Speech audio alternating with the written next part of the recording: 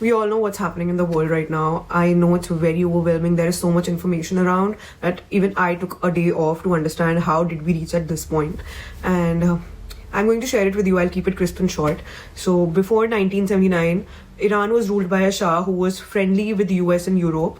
In 1979, there was a Islamic revolution that happened, after which there was a religious leader who took over and Iran became an Islamic state. The leaders openly started criticizing Israel over its existence, and even the supreme leader was appointed who would make decisions for Iran, and the president or the Shah was no longer the person with the utmost power in Iran. So now, since they started criticizing Israel, they also, started supporting the groups which were directly or indirectly attacking on Israel, and that's why Israel saw it as a threat. Israel is like a subsidiary to US, and US is a parent company, and if you go against Israel, you are going against US, and that's what is happening. That's why US is protecting Israel here. Iran said that it wanted nuclear tech for power and energy, but US and Israel saw it as a threat. They felt that with nuclear power in Iran's hand, it would create nuclear weapons and would try to be more powerful in terms of negotiations.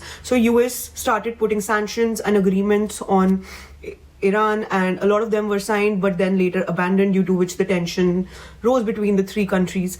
And there are, over the past few years, there have been drone attacks, cyber attacks, but now, recently, the social unrest also was on a rise in Iran because their inflation increased by more than 70%, and people had to literally carry bags to even get bread from the market.